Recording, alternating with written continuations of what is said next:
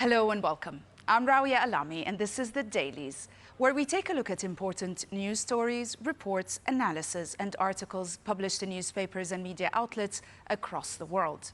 The Ukraine drone attack on Russian airbases attracted most attention from newspapers and media outlets today, while the killing of over 20 Palestinians by Israeli fire as huge crowds gathered at an aid distribution point received quite a bit of coverage as well. Many newspapers also focused on the attack on a pro-Israeli demonstration in Colorado, while others thoroughly reported on the victory of the Polish nationalist candidate who is backed by President Trump in the Polish presidential elections. Let's start with the Washington Post, where Max Boot wrote analyzing Ukraine's drone attack on Russian air bases, saying it is indeed a major shift in warfare. The review argues that the operation, like Pearl Harbor, signals the decline of traditional military assets. Ukraine's use also of cheap drones to damage expensive bombers exposes new vulnerabilities for all militaries. The article suggests that air bases everywhere are now at risk from low-cost, high-impact drone attacks. It highlights Ukraine's adaptability and also innovation, compensating for shortages in air defenses. While not decisive, the attack shows Ukraine's resilience and could indeed force global militaries to rethink strategies and also invest in counter-drone systems. The piece concludes that Ukraine's ingenuity is reshaping the battlefield and challenging old assumptions. Other newspapers, like The Telegraph, took an interest in this attack as well, publishing a detailed analysis of its results and meaning for Russia and the US. This article reviews how Ukraine's security service spent 18 months planning this covert operation, saying it's a major morale boost for Ukraine and a blow to Russian military power. The analysis also comments or contends that it also embarrasses President Trump, who has downplayed Ukraine's capabilities. The review concludes that Ukraine's innovation and resilience are reshaping modern warfare, proving it still has powerful options in the conflict. The editorial board of the Wall Street Journal asked an important question regarding the pause on the new Trump sanctions against Iran. The editorial wondered what happened to the maximum pressure Trump promised to impose on Iran. And this article reviews the White House's recent pause on new sanctions against Iran, analyzing its implications for US foreign policy. The review notes that the directive coming from the press secretary instead of the usual channels signals confusion within the administration. Also, the article argues that this pause may weaken the maximum pressure strategy that has started to disrupt Iran's oil exports, especially to China.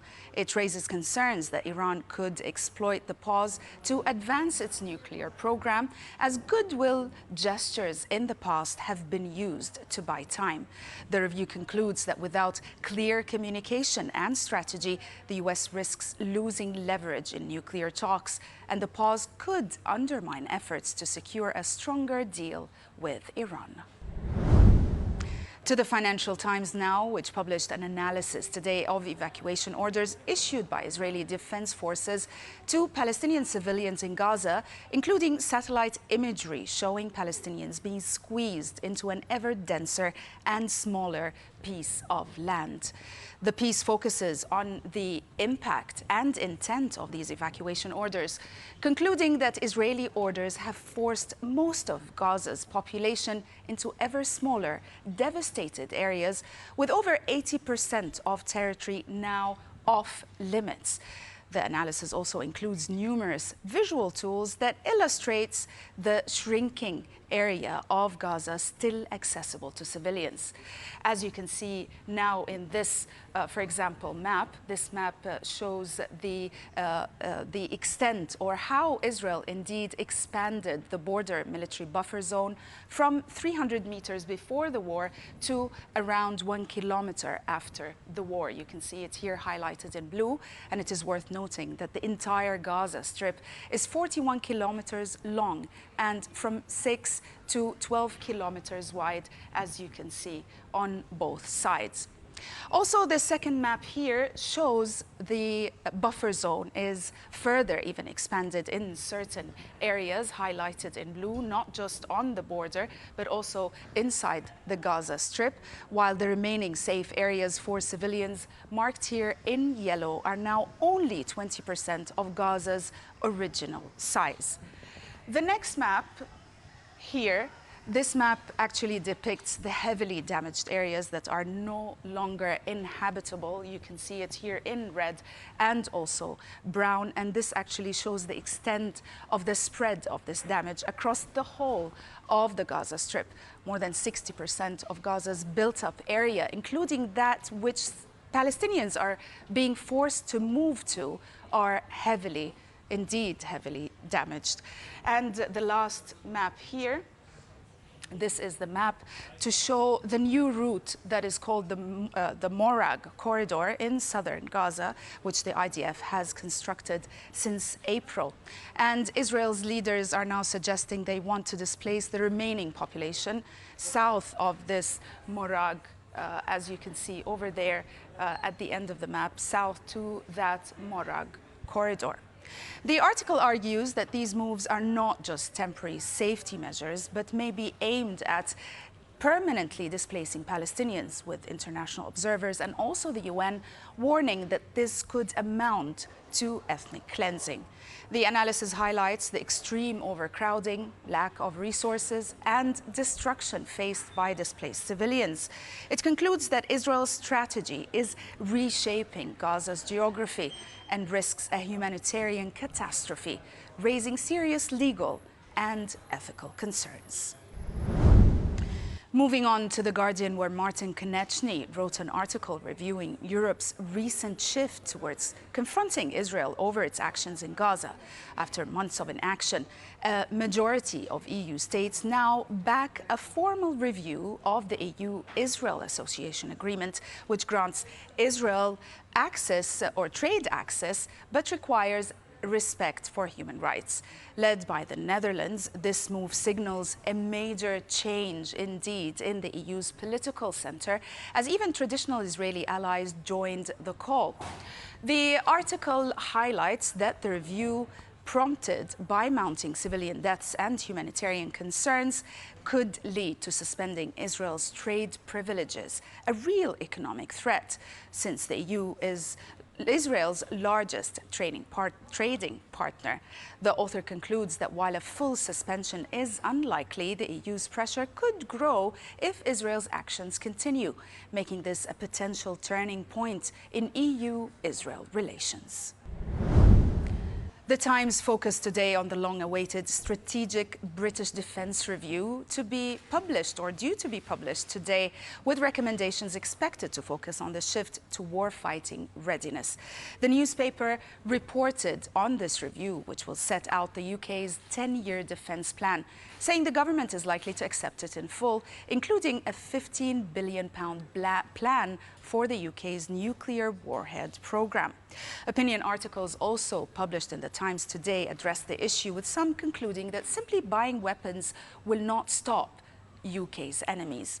In fact, Trevor Phillips, who reviewed the strategic defence plan in his article, argues that Britain's current defence plans lack ambition and realism, especially compared to rivals like Russia and Poland. The author highlights that the UK's heavy reliance on the US for protection, warning that without American support, British military power is limited. The piece also criticizes the government for underinvesting in soft power tools like BBC World Service and international education. The article concludes that simply buying new military equipment is not enough. True security requires strategic vision, investment in influence, and honest recognition of Britain's reduced global power. Without this, the UK risks becoming irrelevant. To Le Monde now, where Benoit Hopkin wrote about the American rock star Bruce Springsteen's clash with the American president, saying the two men, who are only 3 years apart in age, represent two contrasting visions of America that are now clashing fiercely. This article reviews Bruce Springsteen's journey from acclaimed singer to outspoken anti-Trump activist. It traces how Springsteen, known for songs about working-class struggles, became a voice for forgotten Americans. The review also contrasts the singer's empathy and nostalgia with Trump's populism. Also noting their public clashes, it highlights Springsteen's long support for Democrats and his criticism of Republican leaders, especially Trump.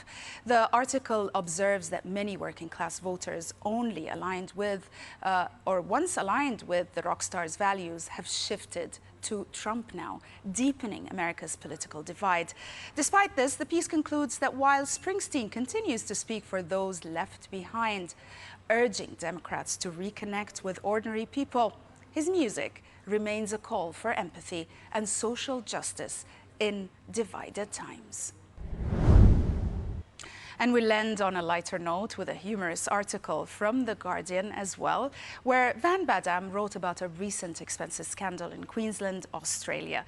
The scandal revolves around an Australian government company whose chairman billed taxpayers for a luxury hotel stay with his dogs. The story, which sparked debate over public spending, is set against the backdrop of Australia's booming pet culture. The article notes that pet ownership has surged post-pandemic, with nearly 70% of households now having pets. The author humorously explores how pets have become family members, fueling a luxury pet industry and even petfluencers online. It contrasts outrage over political pet perks with broader trend of lavish spending on animals. Badam concludes that while pet indulgence is now mainstream, our obsession with spoiling pets has gone too far, as dogs don't really care if their collars are from Burberry. That's it for today. Thanks for watching.